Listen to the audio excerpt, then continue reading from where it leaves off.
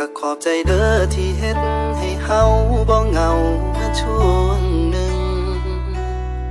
ก็ขอบใจเด้อถ้อยคำซึ้งๆที่ปลอบใจยามบ่มีไผเป็นคนเฒ่าๆออกจะเงาแต่บ่มีไผเอาไปใส่ใจมาคุยแล้วก็หายเสียใจอยู่เด้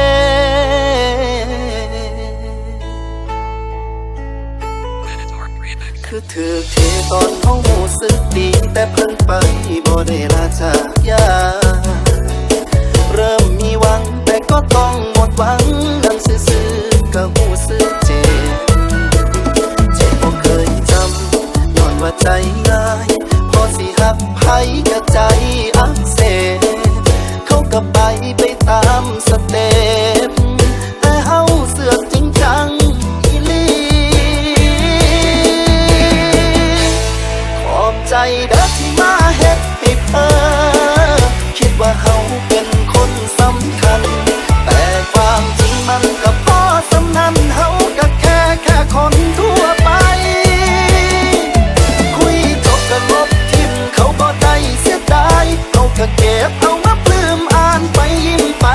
ขอบใจเด้อที่เฮ็ดให้เฮานั่งให้โดยที่โตบ่ได้คิดหยัง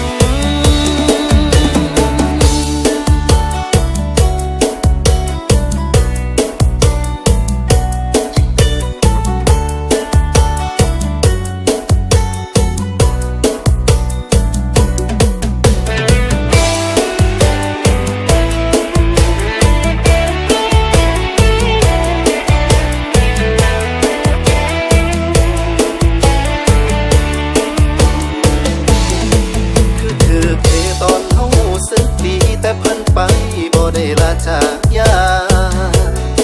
เริ่มมีหวังแต่ก็ต้องหมดหวังนั่งซื่อๆก็รู้สึกเจ็บบ่เคยจำย้อนว่าใจง่ายพอสิหักไผก็ใจอักเสบเขาก็ไปตามสเต็ปแต่เฮาเสือกจริงจังอีหลีขอบใจเด้อที่มาเฮ็ดให้เธอคิดว่าเฮาเป็นคนสำคัญแต่ความจริงมันก็พอสำนั้นเฮาก็แค่คนทั่วไปคุยจบก็ลบทิมเขาบ่ได้เสียดายเขาก็เก็บเอามาปลื้มอ่านไปยิ้มไป